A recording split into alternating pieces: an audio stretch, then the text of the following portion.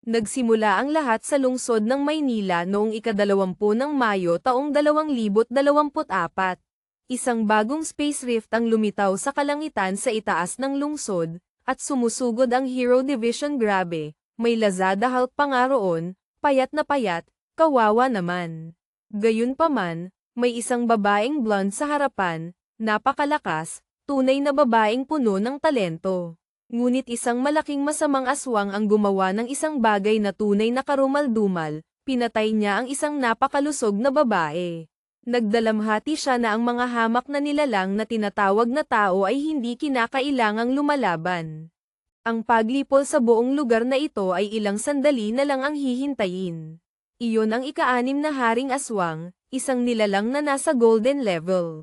Tumalon siya mula sa kalapit na tagaytay ng bundok at sumugod sa mga tropa, pinapatay ang lahat. Ang babaeng may bughaw na buhok ay natatakot dahil iyon ay isang gold level na nilalang na dumudurog sa isa pa. Sinabi ng Aswang King, huli na para mapagtanto mo ito ngayon. Nagpakawala siya ng isang tiyak na tama ng kuko, ngunit nagawa niyang ipagtanggol ang sarili. Sakto noon, may humakbang pasulong at nagsabing, "Ako na ang bahala rito." Nagsimulang tumawag ang lahat para kay Ginoong Santos, at tila nagtitiwala sila sa taong ito. Maya-maya, sinabi ng napakalusog at mahusay na protektadong mandirigma na salamat sa tulong niya, nanalo sila. Malinaw na salamat kay Ginoong Santos. Gayunpaman, ang tila general sa kabilang panig ng mesa ay hindi masyadong masaya. Sigurado siya na sa takbo ng mga pangyayari, magiging imposible na ipagtanggol ang Maynila. Pagkatapos ay sinabi niya na nagiging mapanganib na ang mga bagay, kaya simula ngayon, lahat ng klase sa kultura sa akademya ay sususpindihin, at lahat ay magtutuon ng pansin sa labanan. Samantala, sa isang paaralan, sinabi ng lalaking may pulang buhok na kailangang magsikap pa ng talunan, kung hindi ay hindi siya makakapasok sa isang martial arts academy dahil lang sa kanyang mga grado sa kultura. Ngunit walang pakialam ang batang lalaki, sinabi lang niya na gusto niyang mapalapit kay Liana Reyes, hawak ang kanyang maliit na kwaderno. Agad kong naunawaan kung bakit gustong bantayan ng batang lalaki itong si Liana Reyes. Aba, nagniningning ang kanyang mga mata. Sinasabing malapit na ang graduation at gusto niyang malaman kung pupunta ba si Jose sa Martial Arts Academy. Sa likod ng kwaderno ay ang ating bida, na sa tingin ko ay dapat na ang protagonista. Tama, pare, sa magulong buhok na iyon, mukhang mainitan ang ulo, at may mga 15 kilo na kalamnan habang nasa high school pa lang siya dapat ang astig. Ang problema ay hindi masyadong mayaman ang kanyang pamilya, at hindi siya kailanman nagkaroon ng pera para makabili ng mga supplements, kaya wala siyang maayos na pangangatawan o anumang espesyal na kakayahan. Kaya naman nag-aalangan siyang mag-enroll sa isang martial arts academy. Ang ikinaiinis niya ay galing siya sa ibang mundo, pare. Dapat mayroon siyang kahit maliit na system o kung anuman. Samantala, iniimbitahan siya ni Liana sa akademya, may paraan daw siya para direktang madala siya doon. Biglang lumitaw ang isang maliit na system window. Sumigaw siya, at sinabihan siya ni Liana na hinaan ang boses. Ang maliit na system ni Jose ay may mga kakayahan ng tamer, na, alam mo ba, pare, hinahayaan siyang gumawa ng mga kontrata sa mga halimaw at paamuin sila. Bukod pa riyan, maaaring mag-evolve ang mga nilalang ng higit pa sa kanilang natural na limitasyon, at tutulungan siya ng system na mahanap sila. Ngunit kailangan niyang maghanda para sa isang pagsalakay ng ibang mga lahi na malapit nang mangyari. Akala ko may kinalaman si Liana sa system, pero hindi pala, lumalapit lang siya para tanungin kung okay lang siya dahil pinagpapawisan siya ng husto. Hinawakan niya ang kamay nito, sinabing oo, habang galit ang lahat sa paligid, sinasabing alisin niya ang maruruming kamay sa balat ng Diyosa. Sabi na agad ng kalbong lalaki na tuturuan niya ito ng leksyon nang sinabihan ng susunod na astig ang lahat na umupo. Pare, iyon ba ang teacher? Grabe, sa klaseng iyon, lahat ay nakikinig. Pumasok siya at sinabing may magandang balita siya para sa lahat. Mula ngayon, lahat ng taong may superpowers ay exempted na sa mga klase sa kultura at magtutuon na lamang sa labanan.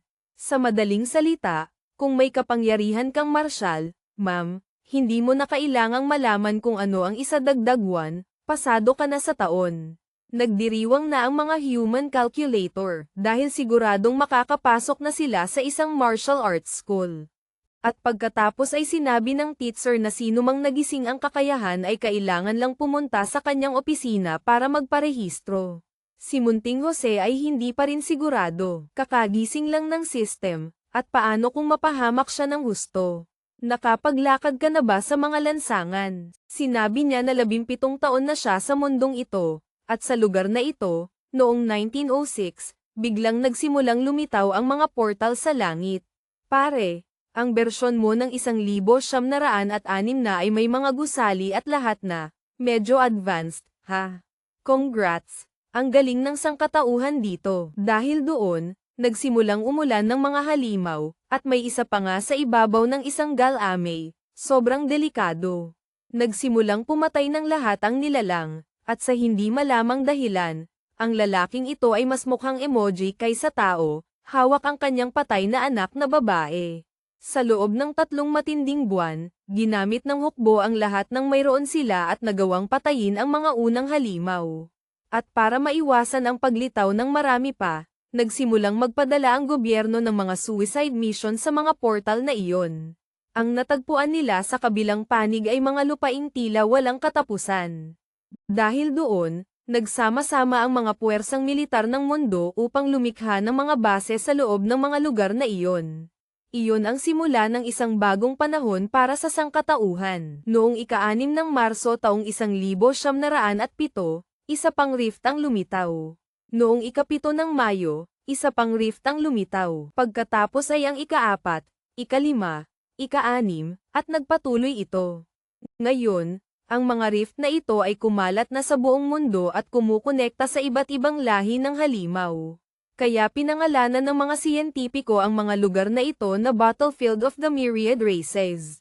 Ang myriad ay nangangahulugang napakarami. Nudge gets mo ba? Basta sandamakmak. Kasabay nito, pinalakas ng presensya ng mga nilalang sa Earth ang planeta, at nagsimulang lumitaw ang mga bagong kakayahan sa mga tao. Habang tumitindi ang mga labanan, lalong nawalan ng silbi ang mga regular na armas, at naging mahalaga ang mga bagong nagising na kapangyarihan. At kaya ang laban kontra sa mga lahi ay nagpapatuloy hanggang ngayon. Gayunpaman, ang sitwasyon sa Maynila ay nagiging mas mapanganib kaysa dati. Mabuti na lang at na-activate ng lalaki ang system, kahit papaano ngayon ay magkakaroon na siya ng lakas para protektahan ang kanyang pamilya. At ngayon, nakapagpasya na siya, ang unang hakbang ay ang pagpunta sa isang martial arts academy. Ang problema ay mayroon lamang siyang 2,000 piso na naipon at hindi alam kung makakaligtas siya. Pumasok siya sa isang tindahan, naaalala na dapat ay automatikong mahahanap ng system ang mga angkop na halimaw, ngunit hanggang ngayon ay wala pang tugon. Sinabi niya sa babae na isa siyang tamer at nagtanong kung mayroon siyang mga nilalang na available. Agad niyang ipinakita sa kanya ang isang itim na pusa, isang karaniwang halimaw ngunit may dugong pas ang sigbin. Ang nilalang na iyon ay maaaring mag-evolve hanggang sa silver level, kaya nagkakahalaga ito ng 36,000 piso. Kung gusto niya, mayroon din siyang maliit na aso na may 4 na tainga na nagkakahalaga ng 33,000 piso. Habang patuloy siyang tumitingin sa paligid, pataas lang ng pataas ang mga presyo. Nang lumingon siya para tanungin kung may nagustuhan siya, nawala na ito. Naglalakad siya pauwi, iniisip kung bakit sobrang mahal at kainahinala ang lahat. Dahil lang ba may dugo ng halimaw ang ilan sa mga ito kaya kailangang ganito kamahal? Pagkatapos ay umuwi siya at bumati sa lahat, at sakto sa sandaling iyon, lumitaw ang system window na nagsasabing paamuin niya ang isang maliit na pagong. Nahanap niya itong medyo kakaiba dahil alam niyang ang nag-iisang pagong sa paligid ay ang alaga ng kanyang tatay. Lumapit siya sa aquarium at nakita itong baluktot, mukhang isang may sakit na bagay na nakabaligtad. Paano makakatulong sa kanya sa martial arts ang isang ganoong nilalang? Ngunit walang ibang pagpipilian at dahil walang-wala sa pera, nagpasya na lang siya, sige na nga, pare. Pinindot ang tummy button. Napapalibutan ng maliit na gininto ang enerhiya ang pagong at pagkatapos ay napaamo. Ang lahat ng katangian nito ay nasa isa, maliban sa depensa, na nasa 3. Pare, kahit papaano mayroon itong kakayahang turtle defense. Gayunpaman, sinabi rin nito na may mga katangian ito ng isang sagradong pawikan at maaaring mag-evolve ng walang katapusan, na sa kalaunan ay magiging may kakayahang pumatay ng isang Diyos. Medyo nalilito siya roon, ngunit binubuhat na niya ito, sinasabing, ito mismo ang gusto ko. Sakto noon, lumitaw si Maria, ang kanyang nakababatang kapatid, na sinasabihan siyang ibaba ang maliit na pagong at tigilan na ang pakikialam kay pagong. Ngunit bago pa siya makagawa ng anuman, tumalon si pagong mula sa kanyang mga kamay at sumisid sa bag ng pagkain ng alaga. Sinabihan niya itong huwag maging matako, habang gustong malaman ni Maria kung bakit ito sobrang gutom ngayon. Sigurado na si Jose na dapat itong may kaugnayan sa system at sa katotohanang maaari na itong mag-evolve ngayon. Makalipas ang kalahating oras, dumating sina nanay at tatay at sa ngalan ng Diyos, magkapareho ba sila ng pangalan? Mama Linda at Papa Leo. Okay, baka hindi ganoon kapareho. Pumasok sila na mukhang mga tulala dahil tumatakbo si Maria na may hawak na pagkain sa kanyang mga braso, desperada, habang si Pagong, ang maliit na pagong, ay humahabol sa kanya, nakalabas ang dila, gutom na gutom. Gustong malaman ng mga magulang kung kailan pa tumakbo ng ganoon ang pagong na iyon, at sinabi ni Jose na ipapaliwanag niya. Naging magulo ang buong bahay, at alam ni Jose na pinapahirapan niya ang buhay ng kanyang pamilya, na malinaw na hindi madali sa simula pa lang. Tatawagin kong pagong ang alagang ito dahil, magpakatotoo tayo, pare. Mahirap subaybayan ang mga pangalan. Nandoon siya na nalulungkot nang biglang sumabog ang isang malaking aura mula sa nilalang. Pare, sakto noon, sigurado siyang iyon na ang natutulog na lahi na gumigising sa loob nito. Kinabukasan, nagkomento siya na kumakain ng parang baliw si Pagong, ngunit mula noong pag-usbong ng lahing iyon, wala nang ibang nangyari. Bumalik siya sa parehong tindahan at sinubukang ialok ang Pagong. Tama. Pare, tutal, kinakain na ng maliit na demonyong iyon ang lahat. Narinig ng isang lalaki sa malapit ang tungkol sa isang exotic beast. Ang lalaki ang boss at sinabihan ang babae, yung tindera kanina, na tumabi, siya na ang bahala. Tinawag agad niya ang bata, si Jose, para kausapin at tinanong tungkol sa kalidad ng exotic beast. Hindi ko masyadong naintindihan. Naamoy ba ng lalaki ang isang bagay at nalaman agad kung exotic ang halimaw o hindi? Medyo nalilito ako dito, pero agad niyang napagtanto na mahalaga ito at tinanong kung magkano ang gusto ng bata para dito. Si Jose ay gustong ibenta ito sa halagang 100 piso sakto, halos hindi sapat para pambayad sa kinain ng nilalang. Nag-alok ang lalaki ng 1,000 piso, at si Jose ay napasigaw sa gulat sa presyo. Pero ininterpret ng lalaki ang sigaw na parang na-offend si Jose sa mababang tawad. Kaya humingi ng paumanhin ang lalaki at sinabing, sa totoo lang, sa ganoong kagandang kalidad, mag-aalok siya ng hindi bababa sa 10,000 piso. Si Jose ay napasigaw ng mas malakas pa, at tinaasan pa ng lalaki sa 15,000 piso, sinasabing iyon na ang pinakamataas na kaya niyang ibigay. Nagulat ang ating bida, wala siyang ideya na ganoon pala kamahal si Pagong. Hirap siyang itago ang kanyang ngiti at tinanggap ang deal. Nasa maliit na tasa ba yung halimaw o ano? Medyo nalilito pa rin ako kung nasaan talaga ang halimaw. Pero naglalakad na siya sa kalsada, at sabi ng lalaki na kung mayroon siyang magandang bagay ulit, dalhin niya lang pabalik. Pare, hindi ko talaga akalain na maibebenta niya ito. Akala ko may plot twist na parang konektado ang halimaw mo. Binigyan ko ng pangalang Pagong ang nilalang tapos naibenta 10 minuto lang ang lumipas. Ano ba yan, pare? Walang kwenta pala pangalan ko. Tapos, nakatanggap ang ating bida ng tawag mula sa teacher na nagsasabing lumabas na ang ilang resulta sa akademya. Naging curious siya, pero mukhang napuputol ang signal. Sakto noon, lumitaw ang system at sinabing may 3 masasamang tao na papalapit, nasa 10 metro ang layo, at dapat siyang mag-ingat. Paglingon niya, nakita niyang papalapit na nga ang mga lalaki. Sinabihan na agad ng ulo ng deodorant, ang bata na ibigay ang lahat kundi mabubugbog siya. Mapagkumbabang si Jose ay tinawag silang kuya, at sinabing wala siyang dala. Pare, nandoon lang siya para magbenta, hindi para bumili ng kahit ano. Oo, at sinabi mong may pera ka, payaso ka. Pero galit siya sa sarili. Kung mandirigma lang siya, hindi siya matatakot sa mga ito. Pare, natroll ako ng translator kasi hawak pa pala ni Jose si Pagong. Kaya nagbago ang lahat, hindi mo pala siya naibenta. Salamat naman at binigyan ko ng pangalan ang nilalang, ngayon may saysay na. At agad niyang pinaikot at itinira si Pagong sa ulo ng kalbo. Pare, pero nagawa ng lalaking harangin gamit ang kanyang mace. Kasabay noon, napasigaw siya dahil tinuhad siya ni Jose mismo sa itlog. Pare, tumawag ang mga lalaki sa kanilang boss habang tumatakbo na ang ating bida. Tinatanong kung okay lang si Pagong. Susubukan na sana siyang bugbugin, pero mukhang kalmado ang bata habang hawak si Pagong. Lumingon siya at nagpakawala ng isang shell uppercut. Kasabay noon, umiwas siya sa sumunod na lalaki at pinalo ang batok nito. Oo, si Pagong din ay nataman ng diretso sa suntok sa gulong iyon. Hindi tumitigil ang ating bida. Hinawakan niya ang kamay at inihampas sa mukha ng isa pang lalaki. Oo. Hindi ganito ang inaasahan mong kilos ng bida sa isang kwentong tamer gamit ang alaga niya. Pero hey, gumagana naman. At sabi ni Jose, kasalanan nila dahil dumating sila at tinakat siya ng ganoon. Tapos nakita niya si Pagong na umaakyat sa isa sa mga lalaki at kumukuha ng isang malaking kristal. Bago pa siya makapagsalita, nilamon na ng nilalang ang buong bagay. Lumalabas na isa iyong gold quality potion at ininom lahat ng maliit na Pagong. Ang problema, mataas ang grado noon, karaniwan, inaabot ng isang mandirigmang araw-araw lumalaban ng isang buong buwan para maubos ang isa. Kaya ngayon si Pagong ay naghihirap sa lupa. Pero may kakaibang naramdaman din si Jose, tumataas ang lakas niya kasabay ng halimaw.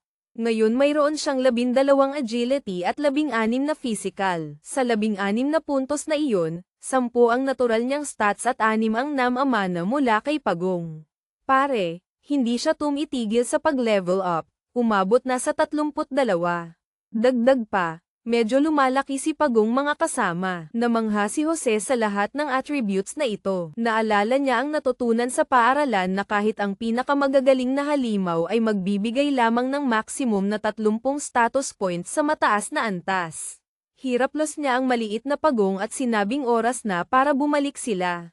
Sa universidad, sinabi ng malaking teacher na babae na dumating na ang mga resulta. Gustong malaman ng kaibig-ibig na si Liana kung pupunta siya sa Humanities University o sa Martial Arts University. Agad sinabi ng ating bida na ganado na siyang pumunta sa pang-martial, pero mukhang medyo nagulat si Liana na bigla siyang naging ganoon kaseryoso. Sinabi niya na mapanganib ito dahil para itong larangan ng digmaan at maaaring mapatay siya. Sinabi ni Jose na hindi mahalaga iyon, may mga taong kailangan niyang protektahan, kaya trabaho itong kailangang gawin. Pare, itong babaeng ito ay tiyak na may gusto, nagsimulang mag-isip kung siya ba ang tinutukoy niyang gustong protektahan. Tinanong ng teacher kung nakapagpasya na siya, at medyo alanganin siyang sumagot ng hindi pa po. Sinabi ng teacher na naiintindihan niya na ito ay isang mahalagang desisyon para sa bawat isa, kaya dapat silang bumalik na may sagot bukas. Maya-maya, sa bahay ni Liana, binubuksan niya ang isang regalo. Pare, lumundag siya sa bathtub, at siguro mayaman itong babae kasi may mga bulaklak pa sa tub. At tinatawagan niya si Jose, sinasabing dahil sa kanya, nagpasya na rin siyang pumunta sa Martial Arts University.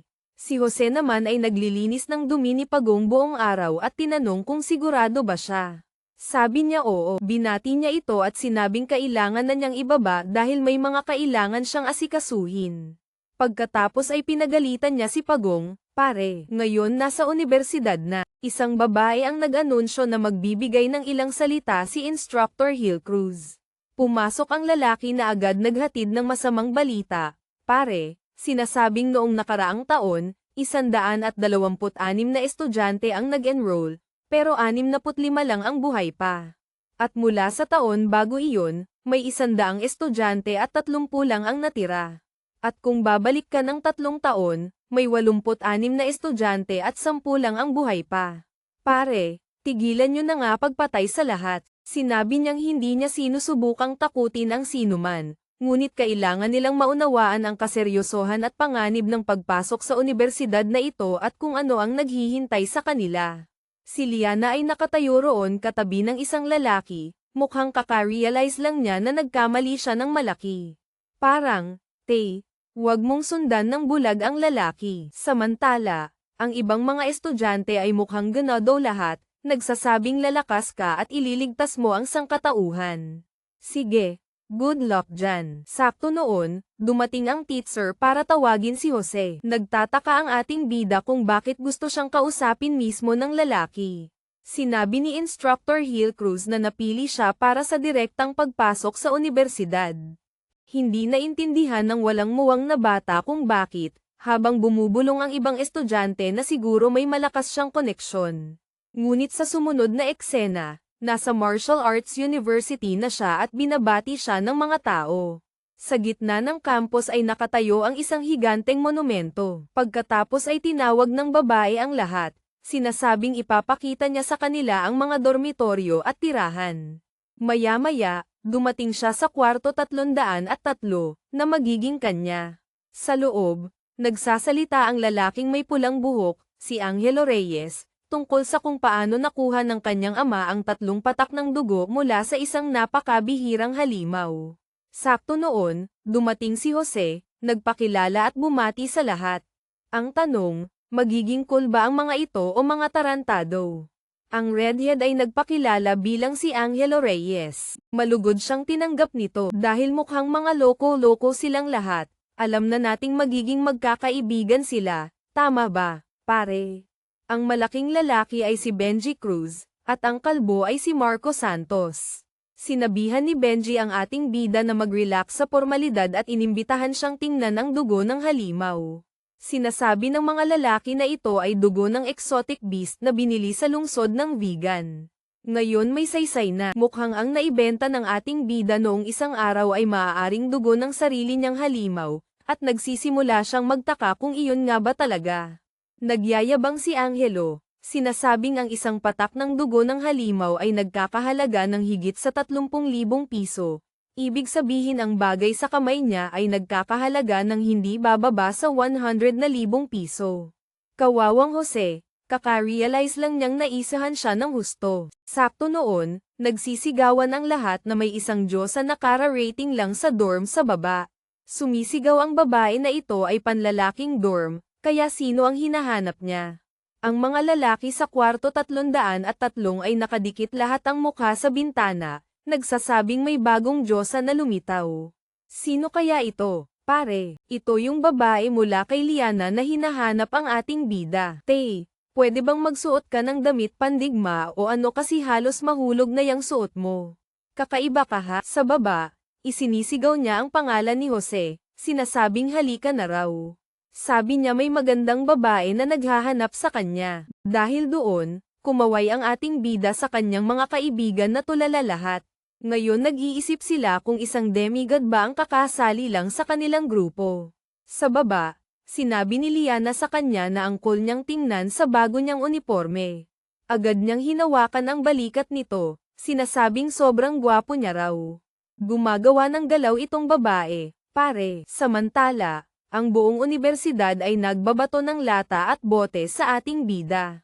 Mula sa anggulong iyon, ang laki tingnan ni Liana, at tinanong niya kung galit ba siya na nakapasok siya sa direct admission. Ngayon lahat ay may saysay na. Gumamit siya ng koneksyon dahil mayaman siya. Sabi ni Jose okay lang. Plano niyang kumuha ng exam pero sigurado siyang makakapasa rin naman siya. Hiraplos pa niya ang ulo nito, at doon na ibinigay sa kanya ni Liana ang ilang cultivation items, gamit sa pagpapalakas, sinasabing makakatulong ito sa kanya sa entrance exam bukas. Pare, hindi pa ako nakakita ng bidang ganito ka-spoiled ng asawa. At sinasabi pa niyang hindi niya kailangan lahat iyon. Pero nagpaalam na si Liana, sinasabing sana magaling siya bukas. Gusto na siyang patayin ng buong gusali. Pagpasok niya sa kwarto, iba na ang treto ng mga kasama niya. Pinaupo siya sa silya, sinimulang masahihin, sinasabing siya ay kahanga-hanga, tunay na pride ng dorm. Si Angelo ay dumiretso na sa punto. Sinasabing kung kaibigan niya ang Diyos ang iyon, sigurado may mga kaibigan din ito, at mas mabuting ipakilala niya silang lahat. Dahil ito ang unang araw nila bilang magkakapatid, lalabas sila para maghapunan ngayong gabi. Bago pa makatanggi si Jose, paalis na ang mga kasama niya, sinasabing hihintayin nila siya. Hinugot niya si Pagong mula sa bag at naisip na mga siraulo talaga ang mga ito. Pero na-curious siya kung ano ang dinala sa kanya ni Liana. Mayroong blood strengthening item, na perpekto na namang kainin ni Pagong. Maya-maya, iniisip niyang masyadong sosyal ang restaurant na ito, pero sabi ni Angelo, araw ito para magdiwang, lalo na't kakapasok lang nila sa Martial Arts University at nakakilala ng magagaling na kapatid. Ipinaliwanag ng ating bida na dati siyang kaklase ni Liana kaya magkaibigan sila. Pero ngayon kailangan niya ng tulong ni Angelo sa isang bagay. Gusto niyang malaman para saan, at doon ipinakita ni Jose ang isang kumpol ng dugo ng exotic beast. Saan galing iyon? Sabi niya kailangan niya ng tulong para maibenta ito. Sigurado si Angelo na mas mataas ang ranggo nito kaysa sa hawak niya. Humanga ang lalaki, sinasabing hindi lang ito bihirang uri, kundi marami pa. Sinabi niya kay Jose na tutulungan niya ito. Ang problema lang, wala siyang kasanayan para husgahan ng maayos ang halaga nito. Tinawagan niya ang kanyang ama, na sumagot agad sa telepono na pinapagalitan siya. Tinatanong kung naubos na naman ba niya ang buong allowance niya. Pero sinubukan niyang ipaliwanag na hindi ganoon, sangkot siya sa seryosong bagay ngayon. Ang kaibigan niya ay may 7 patak ng napakabihirang dugo ng halimaw at gustong ibenta, pero kailangan niya ng tulong ng ama para ma-appraise ito. Nagulat ang ama nang marinig ang 7 patak ng isang bagay na mas bihira pa kaysa sa alam niya at tinanong kung sigurado ba siya. Nang makumpirma ng bata, agad na humingi ng address ang ama. Pare, 1 oras lang ang lumipas, dumating ang ama kasama ang isang matandang lalaki para sa pagsusuri, na nagsabing sa isang sulyap pa lang, sigurado na siyang ito ay isang napakapinong dugo ng halimaw. Ang isang patak nito ay maaaring gamitin para gumawa ng isang dekalidad na tableta. Tinanong ng ama kung hindi ba nag-e-exaggerate ang matanda, ngunit iginiit ng nakatatanda na hindi. Gamit niya ang pinakamahusay na instrumento at may karanasan siya, malaki ang halaga nito.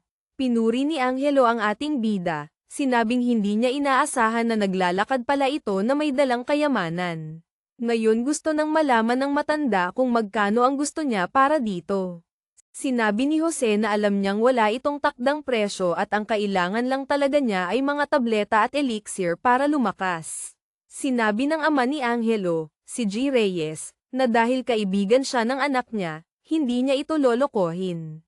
Kukunin niya ang 7 patak at kapalit nito ay bibigyan siya ng 14 na bote ng isang malakas na key enhancer, pampalakas ng enerhiya. Dagdag pa, kung gusto ni Jose, maaari pa siyang sumali sa pamilyang Reyes at sa hinaharap, maaari silang mag-supply ng mas maraming resources para sa kanyang cultivation, pagsasanay, pagpapalakas, kung kailangan. Ngunit si Jose ay hindi natinag, tumanggi lang siya, sinabing okay na siya at hindi interesadong sumali sa anumang grupo.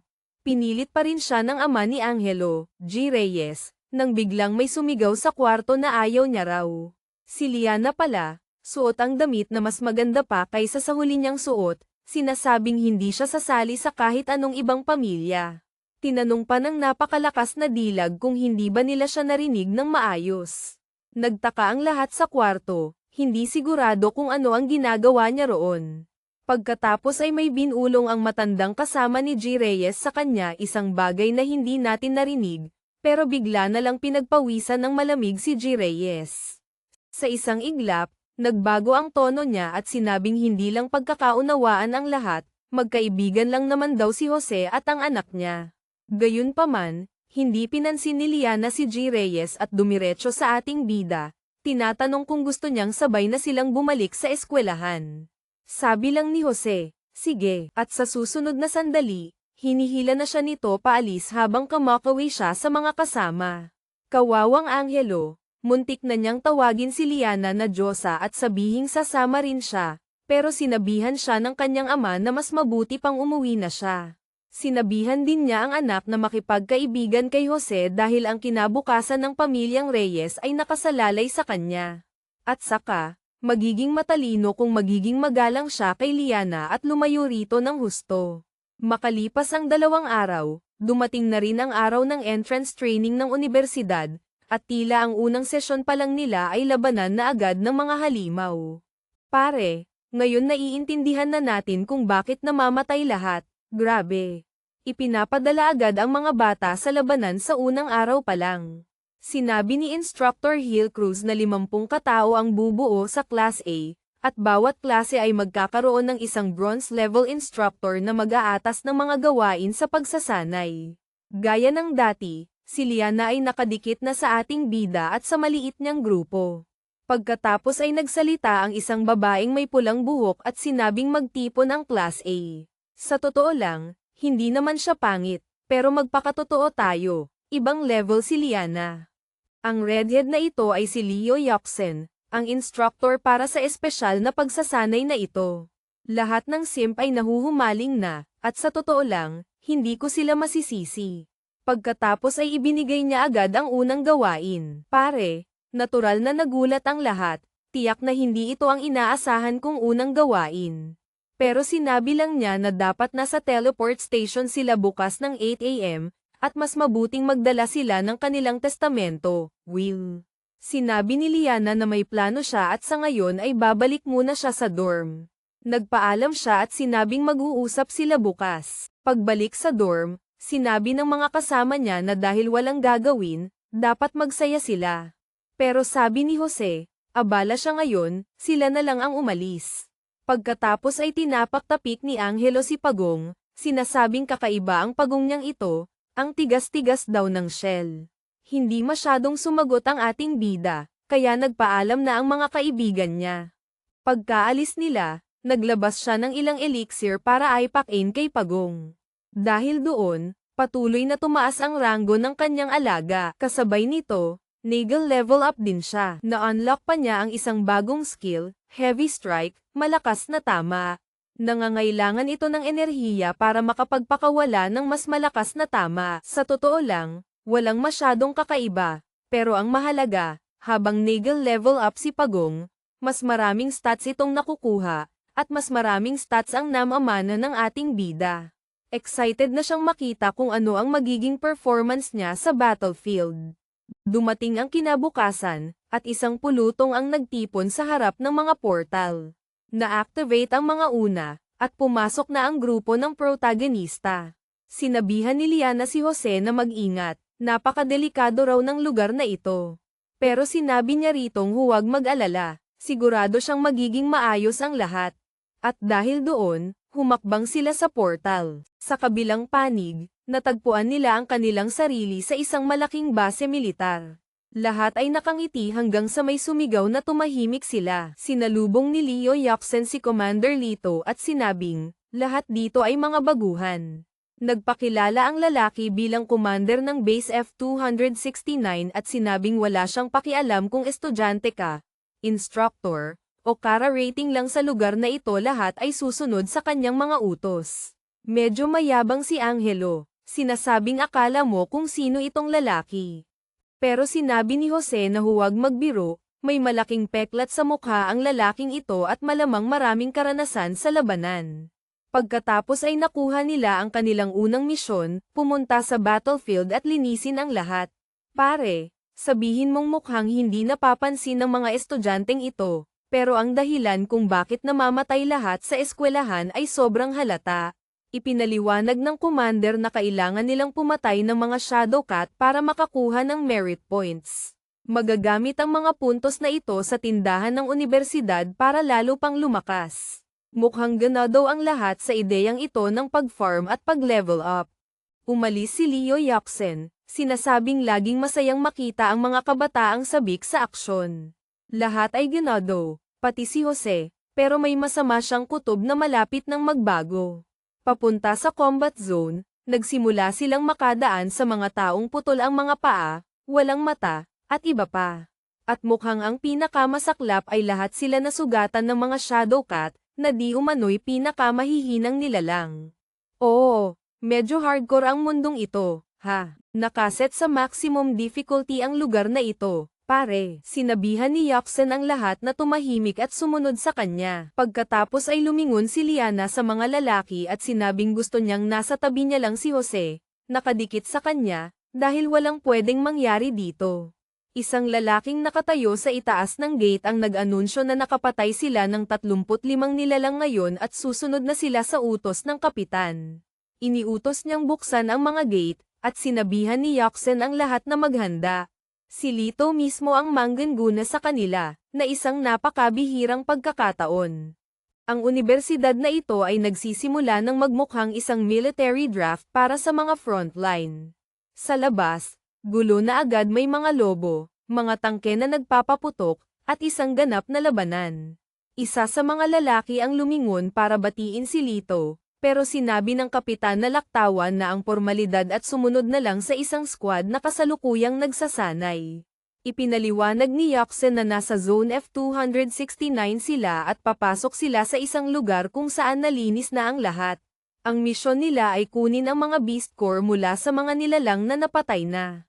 Tinanong niya kung handa na sila, at sumigaw silang lahat, "Handa na kami, Kapitan." May nagbiro pa nga na walang mapanganib sa paglilinis ng battlefield, na malinaw na nangangahulugang napakadelikado nito at kalahati sa kanila ang mamamatay. Nagpapasalamat si Yaksen kay Lito sa kanyang presensya, ha? Maliwanag na interesado siya sa kapitan. Sinusubukang umakyat sa ranggo sa ibang paraan, sabihin na nating.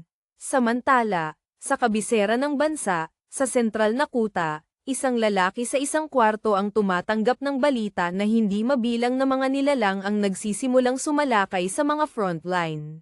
At tila 12 gold-ranked Shadowcat ang sama-sama sa puwersa ng mga halimaw. Sinabi ng lalaki na naiintindihan niya at sinabihan silang alertuhan ang lahat ng base para maghanda sa depensa. Samantala, pabalik sa F-269, dumarating na ang grupo sa lugar kung saan patay na ang lahat ng halimaw. Nangongolekta ng lahat sina Jose at Liana habang binibigyan siya nito ng maliit na aral. Ipinapaliwanag na ang mga bahagi ng halimaw ay maaaring gamitin para gumawa ng lahat ng uri ng elixir. Masaya niyang iniimbak ang mga ito sa kanyang imbentaryo, alam na perpekto itong ipakin kay Pagong mamaya. Pagkatapos, biglang lumitaw ang isang extreme danger warning, 164 na Shadowcat ang papalapit. Agad siyang tumalon sa gulat, at tinanong ni Liana kung ano ang problema. Tumakbo siya sa instructor at sinabing nasa panganib sila, isang malaking grupo ng mga pusa ang papunta na. Pero tumingin si Yaksen sa paligid at walang makita, kaya sinigawan siya na ito ay isang seryosong battlefield, hindi lugar para magbiro. Iginigiit niya, sinasabing maaaring lumitaw ang mga nilalang anumang oras. Tinanong ni Lito kung siya ba yung batang si Jose. Sinabi niya ritong kaya niyang maramdaman ang mga nilalang hanggang 2 kilometro ang layo, at wala siyang nararamdaman. Nananatiling mapilit ang ating bida, sinasabing daan-daang pusa ang darating. Tinanong ni Lito kung sinusubukan niyang sabihin na mas malakas ang kanyang kakayahan sa detection kaysa sa kanya. Gaya ng dati, si Yaksen, na sumisipsip para umangat sa ranggo, ay nagsasabing walang sino man ang may mas mahusay na detection kaysa kay Lito. Mabuti na lang at nagtitiwala si Liana sa ating bida at sinabing sigurado siyang hindi ito magsisinungaling tungkol sa isang bagay na tulad nito. Nakiusap si Jose sa kanila na maniwala, isa siyang beast tamer, at isa sa kanyang mga talento ay ang kakayahang makaramdam ng krisis. Dahil pumasok siya sa pamamagitan ng rekomendasyon, hindi nakarehistro ang kanyang mga kasanayan, ngunit nangangako siyang mapagkakatiwalaan siya. Sakto noon, nagbago ang ekspresyon ng lahat. Nakakita sila ng isang grupo ng mga sundalong tumatakbo papalapit sa kanila, sumisigaw na bumuo ng depensibong pormasayon ang lahat.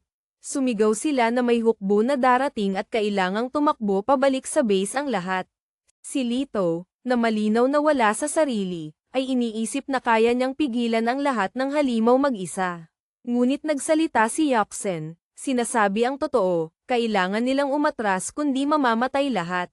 Iniutos niya sa isa pang lalaki na protektahan ang mga estudyante habang siya at ilan pa ay bibili ng oras para sa kanila. Sakto noon, Lumitaw ang unang level 1 na Shadow Cat. Sa likod nito, 12-12 na pa, at nagsimula na ang labanan. Pero pare, yung isang lalaki, hindi tumagal ng isang segundo. Nadurog siya, at least mas malakas si Leo at tumulong na hawakan ang linya ng depensa. Ang problema, ilan sa mga pusa ang nakalusot at dumiretso sa mga estudyante. Nasabi ko na ito dati, pero ngayon mas halata pa kaysa dati. Ito mismo ang dahilan kung bakit namamatay lahat sa universidad na ito. Nasa likod sila ng isang harang, pero sigurado akong hindi ito sapat. Biglang dalawang asul na bulalakaw ang bumagsak sa mga nilalang. Isang archer na nagngangalang Gina Marasigan at isang maskuladong lalaki na nagngangalang Luis Valdez ang dumating. Mukhang nakahinga ng maluwag si Yaksen, sinasabing nakatanggap sila ng matibay na reinforcements. Gayunpaman, may napansin si Jose na kakaiba. Lahat ay humahanga sa pagdating ni Gina, ang archer, pero may isang lalaki na literal na nilalamon ng isang kuting sa lupa.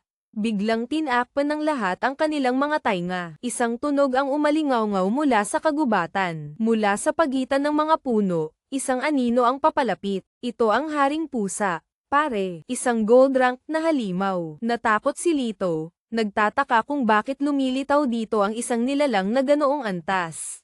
Alam niyang kailangan niyang lumaban, ito lang ang pagkakataon nila. Pero alam na ni Yaksen na lagot na sila. Sa isang iglap, humarurot ang halimaw at pinatalsik ang Diyos ang archer.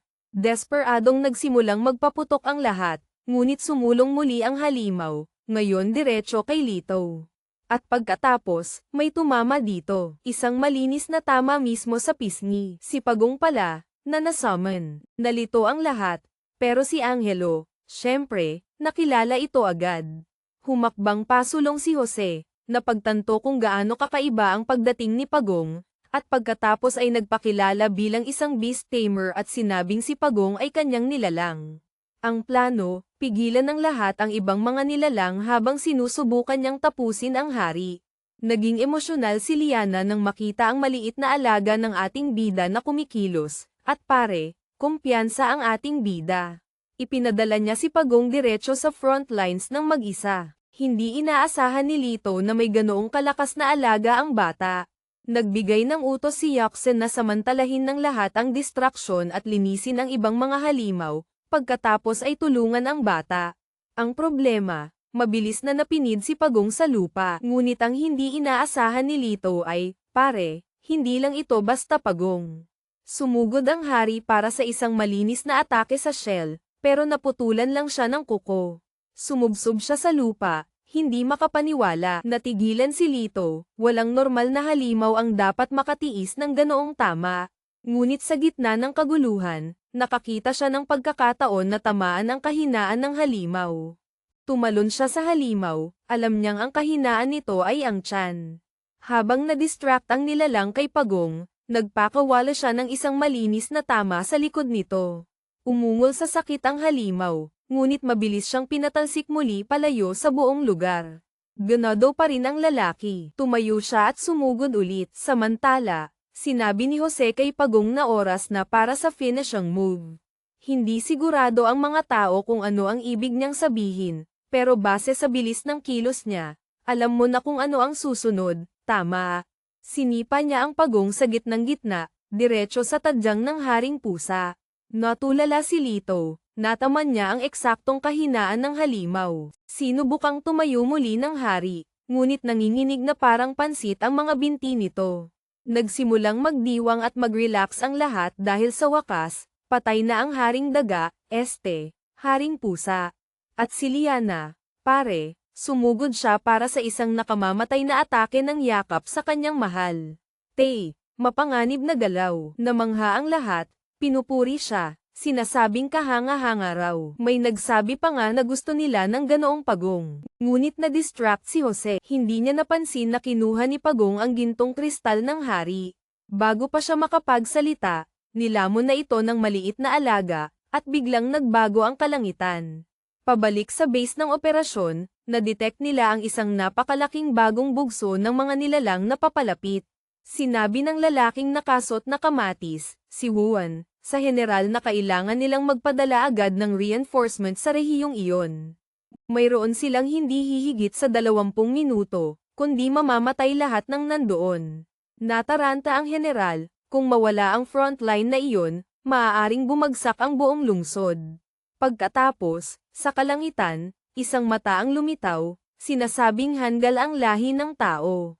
Bumaba ito sa bangkay ng hari at idineklara na mapaparusahan sila sa pagpatay sa kanyang anak.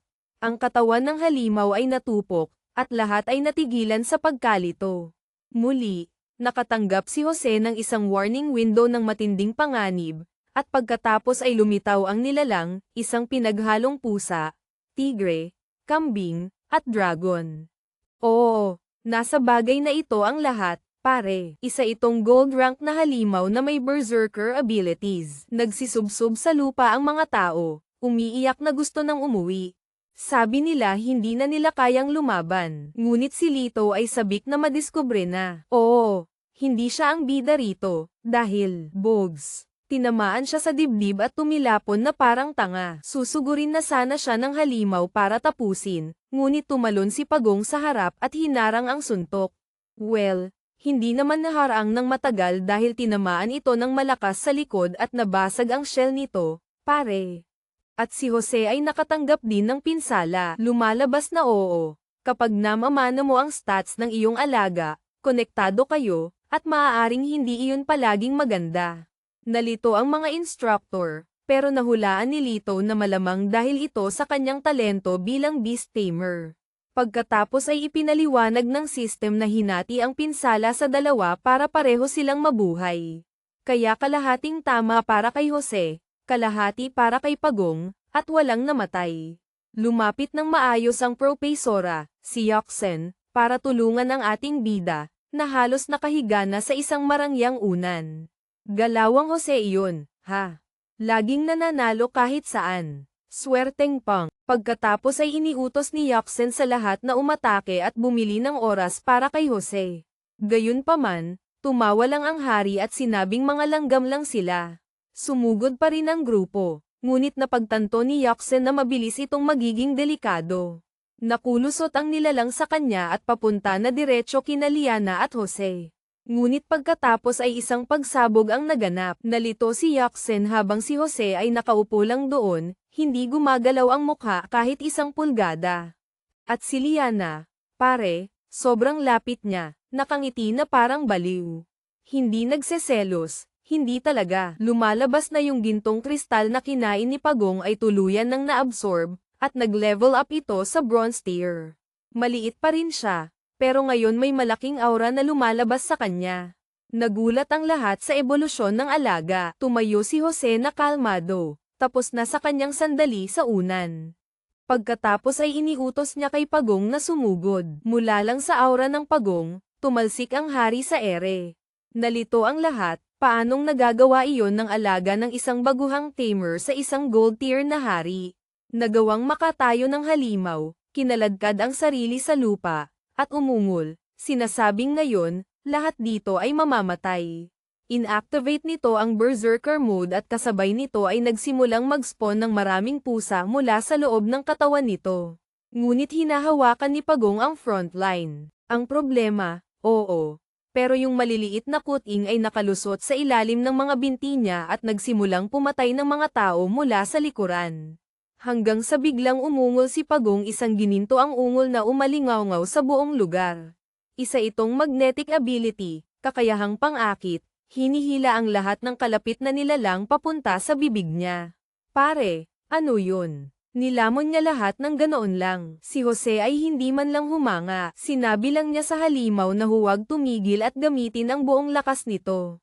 Ginamit ni Pagong ang enerhiya mula sa lahat ng pas ang nilamon nito para magpakawala ng isang gininto ang barrage, sunod-sunod na atake. Pare, ang laser ay humagupit sa kalahati ng kagubatan habang tinatakpan ng lahat ang kanilang mga mukha, at ang pusa ay tuluyang na-vaporize. Si Wuan, aka Kamatis Pants, ay dumating sakto sa sandaling iyon, natulala na mukhang tapos na ang lahat. Si Lito ay nagbibigay ng mga utos na asikasuhin ang mga sugatan at tulungan si Liana, na nagsabing okay lang siya. Sa paghusga sa pormalidad ng pagtawag niya rito, Nahuhulaan kung anak siya nung lalaki sa Central na Command na nakaputing uniforme. Pagkatapos ay ipinaliwanag ni Lito ang buong sitwasyon, sinasabing nakapatay sila ng mahigit 100 pusa. Sila, malakas na salita iyan, pare ko. May pangalan ang talagang gumawa niyan. Ngunit hindi makapaniwala si Wuan na nakapatay sila ng isang gold tier na nilalang. Tinanong niya si Jose ng direkta kung siya ba talaga ang ating bida. Mapagkumbaba, ay nagsabing hindi lang siya, grupo raw ang gumawa.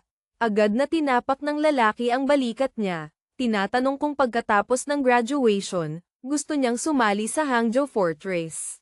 Taya ko, ang lugar na iyon ay 10 beses na mas mapanganib, kung saan sa bawat daang pumapasok, kalahati ang hindi na bumabalik. Si Jose, medyo tulala pa, ay nagsabing hindi pa siya nakakapagpas siya. Pagkatapos ay nagbigay ng utos si Wuan na i-evacuate ang buong grupo at bumalik sa base. Sa susunod na eksena, nasa lugar na tayo ng portal, at si Lito ay nakatayo lang doon katabi ng head instructor, si Yoxen. Unti-unti, nakukuha ng babaeng ito ang puso ko, aaminin ko. Sabi niya, si Jose ay tunay na may hindi kapani-paniwalang potensyal. Speaking of him, yep. Nandoon siya. Gusto ko kung paano sa kwentong ito laging katabi ni Liana si Jose, ang ganda lang tingnan.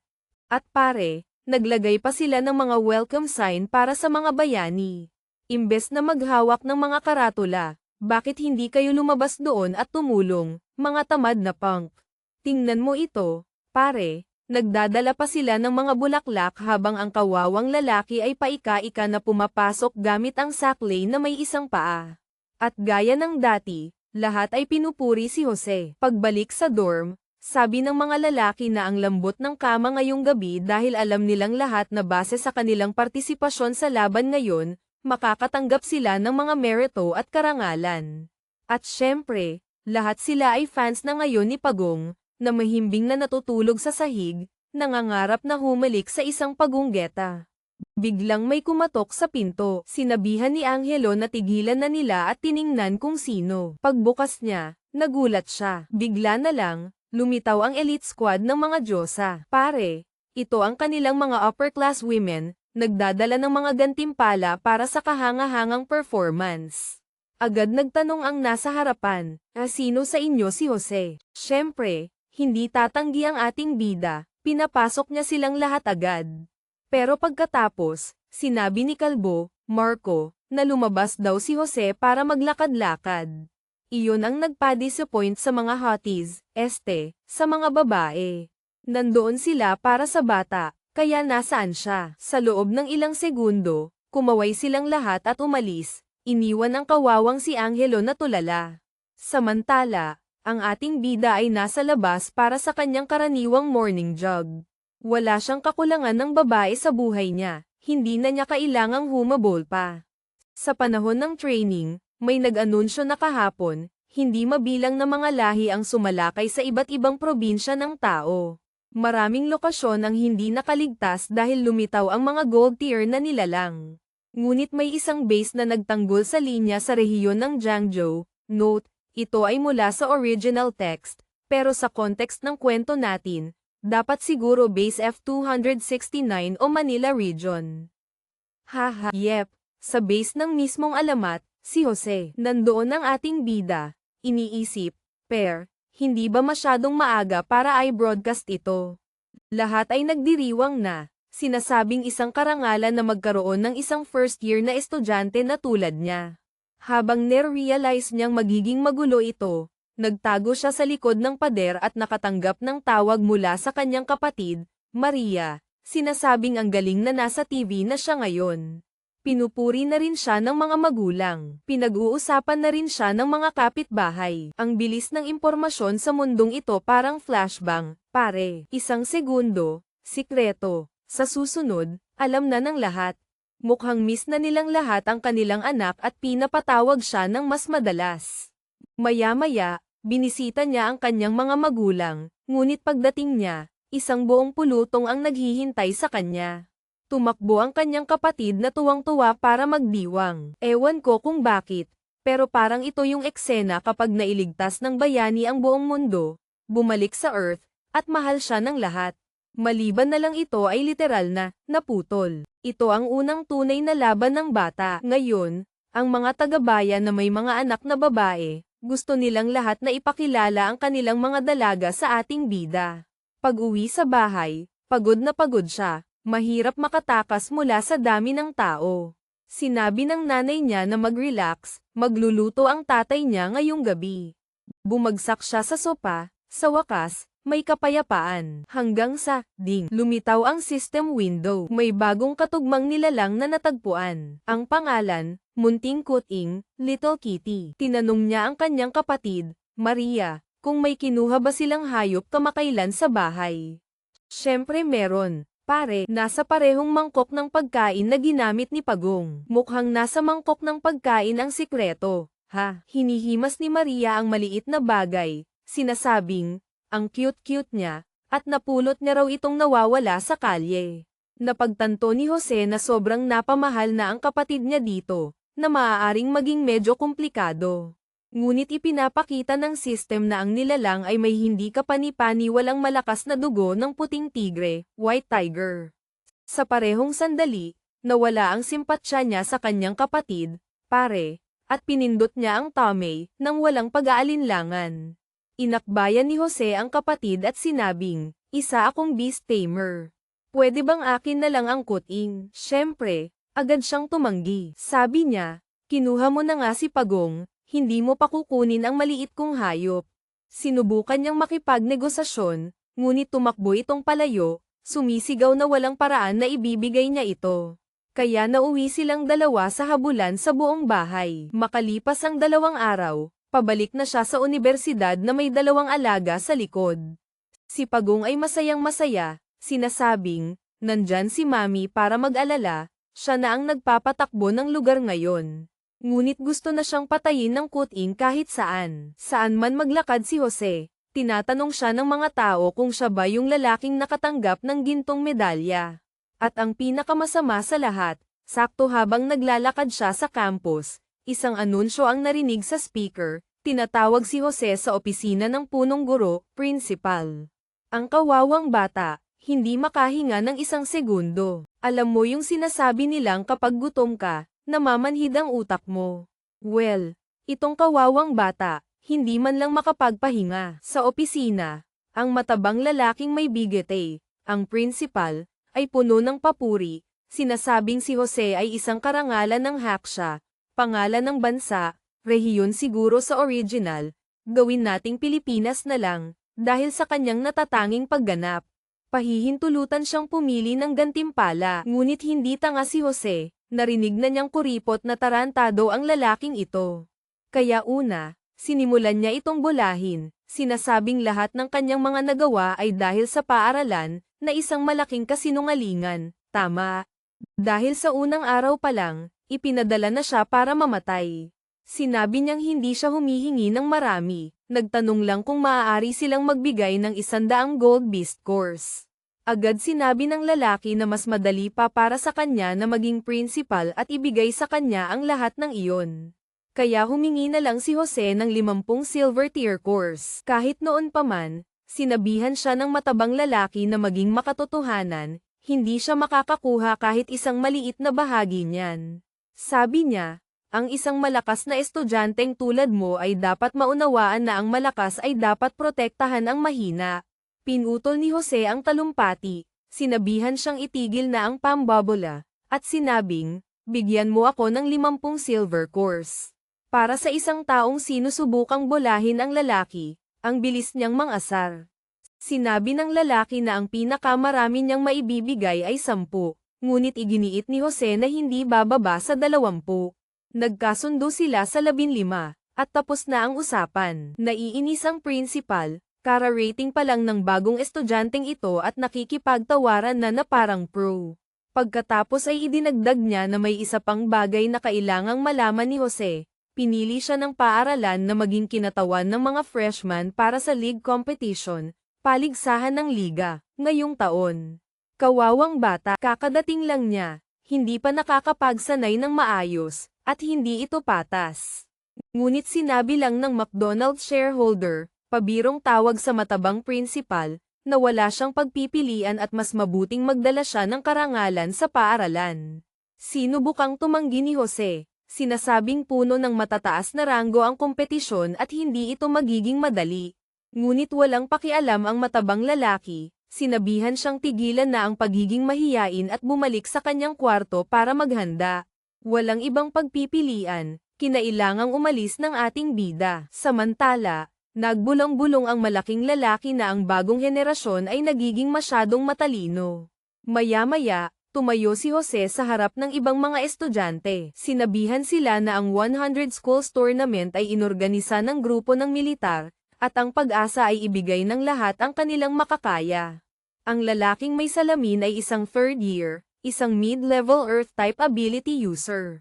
Mukhang ganado ang lahat habang si Jose ay nakatayo sa likuran na may mukhang talunan. May isang babae sa harapan sa kanan na medyo kamukha ng isang pekeng liana.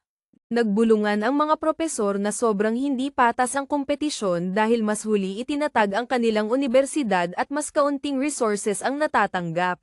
Sa kasamaang palad, laging dehado ang mga freshman. Pagkatapos basahin ang lahat ng pangalan, sinabi ng malaking lalaki, principal, na may iaanunsyo siyang mahalaga, si Jose ang magiging kapitan ng koponan. Siyempre, agad na sinubukang tumanggi ni Jose. Hindi niya man lang alam kung bakit siya nandoon, lalo na kung paano maging kapitan. At nagsimula na ring magreklamo ang iba, sinasabing walang karanasan ang lalaki at walang katuturan ito. Gusto nilang lahat na ang third year ang maging kapitan, nakipagkumpetensya na ito ng maraming beses at napaka-talented. Ngunit sinabihan sila ng malaking lalaki na tumahimik dahil tinalo ni Jose ang isang gold tier na nilalang isang bagay na hindi pa nagagawa kahit ng kanilang kasalukuyang kapitan. Ngayon, handa nang sugurin ng lahat si Jose, at nakatayo siya sa likuran, humihingi ng paumanhin, sinasabing wala siyang kinalaman dito. Umalis ang principal, sinasabing bahala na ang mga estudyante na ayusin ang kanilang sarili. Ang mahalaga lang sa kanya ay ang huling resulta. Samantala, tumatakbo na palayo si Jose. Walang paraan na makikisali siya sa mga baliw na ito. Naisip ng iba na kung tumatakas siyang parang duwag, malamang nandaya siya para talunin ang gold rank na halimaw. Mamaya sa kanyang dorm, nagdala siya ng masarap na pagkain para sa kanyang dalawang alaga. Paghagis niya ng isang bagay, nagsimulang mag-away ang dalawang alaga. Kawawang pagong, galit na, ninanakaw ng kuting ang lahat ng elixir. Ngayon kailangan nating pangalanan ang kuting, tama ba, pare? Hindi pwedeng tawagin itong ang pusa, magpakailanman. Natatandaan niyo ba yung kwento ng Apocalypse, yung may lalaking may kapangyarihan ng void? Mayroon siyang puting pusa na nagngangalang kanin, Rice. Kaya oo, bigyan natin ito ng parehong pangalan. Pare, kanin na, at nagsisimula ng medyo malungkot ang ating bida tungkol sa pag-i-invest ng napakaraming resources kay Pagong. Iyon ay dahil masyado siyang nag-evolve pagkatapos ma-absorb yung gintong core, at ngayon, gaano man karami ang gamitin niya, hindi nagal level up ang lintik na bagay. Ngunit walang mas mahusay na pagpipilian, sinimulan niyang ibuhos ang lahat ng nakuha niya mula sa principal dito. Sa wakas, pagkatapos kumonsumo ng tontoneladang elixir, nagsimula siyang kumikinang ng ginto, na nangangahulugang isa pang ebolusyon ang paparating. Ngunit sa universidad, naramdaman ng lahat ang isang kakaibang lamig mula sa pagyanig. At ngayon, si Pagong ay umangat na sa mid-bronze tier. Pati ang sariling level ni Jose ay tumaas kasabay nito. At pare, mayroon na siyang 568 physical, na nakakabaliw isipin dahil kahit yung gold rank na hari ay wala niyan. Nag-evolve din ang kuting, kanin, bagaman medyo mahina pa rin siya. Ang agility ang pinakamataas niyang stat, nasa 80. Ngunit para kay Jose, perpekto ang lahat. 2 ebolusyon sa isang araw, sobrang ganda nyon. Dahil parehong nagkamit ng maraming attributes ang mga alaga, marami rin siyang namana. Ngayon, ang natitira na lang ay pumunta sa kompetisyon ng universidad at ipakita kung ano ang kaya niya. Inanunsyo ang listahan ng lahat ng kalahok, at lumipat ang eksena sa silid-aklatan ng universidad. Para makakuha ng libro doon, kailangan mong gumastos ng credit points. Hindi iyon problema para sa ating bida, tama ba, pare? Hindi tinanggihan ng librarian ang request, at naglalakad na siya sa mga pasilyo, naghahanap ng isang bagay na kapaki-pakinabang sa isa sa mga libro. Natagpuan niya ang pangalang Lufan, isang pangalang narinig na niya dati. Nagsimula siyang magbasa. May usapan tungkol sa pagbabago ng langit at lupa, ang kaluluwang hindi namamatay, mga armadong halimaw. Sa isang pahina, natagpuan niya ang isang bagay tungkol sa isang confluence of origin, pagsasanib ng pinagmulan, at sinabi niyang na-master na niya ang teknik na iyon. Ang gusto niya talagang maintindihan ay ang usapang ito tungkol sa immortal na kaluluwa at mga sagradong halimaw. Sa malapit, may ilang lalaking nanonood at nagsasabi, walang saysay para sa isang tamer na magbasa ng mga libro, wala silang matututunan gaano man sila mag-aral. Ngunit walang pakialam si Jose. Patuloy siyang naghukay sa kwento ni Lufan. Mukhang isa siyang alamat sa labanan na namatay matapos mapalibutan ng mga sangkaterbang halimaw. Biglang umilo ng ginto ang buong libro, at agad na pumunta si Jose sa front desk, sinasabing kukunin niya ang librong iyon. Ngunit nang subukang i-scan ito ng tagapamahala, librarian, napagtanto nilang hindi ito nakarehistro sa sistema ng silid-aklatan. Sinubukan niyang buksan ito, ngunit parang nakaselyado ang libro. Hinawakan ito ni Jose at ipinakita na kaya niyang buksan ito ng maayos. Nagkibit-balikat ang babae at sinabing, bahala ka na, pwede mo nang kunin, ibalik mo kapag tapos ka na. Oo, pero tuso siya. Tinawagan niya agad ang principal pagkatapos at sinabi sa kanya na kinuha ni Jose ang espesyal na libro. Hindi makapaniwala ang lalaki na nagawang buksan ni Jose ang mga pahinang iyon. Ngunit sinabi ng babae na huwag mag-alala, nakita niya ito ng sarili niyang mga mata. Ngayon, iniisip ng matanda na marahil ang taong hinihintay ni Lufan sa lahat ng oras na ito ay sa wakas dumating na. Lumipas ang 2 linggo, dumating na ang araw ng 100 Schools League Competition. Sa Jiangsu Province, palitan natin ang Luzon Province.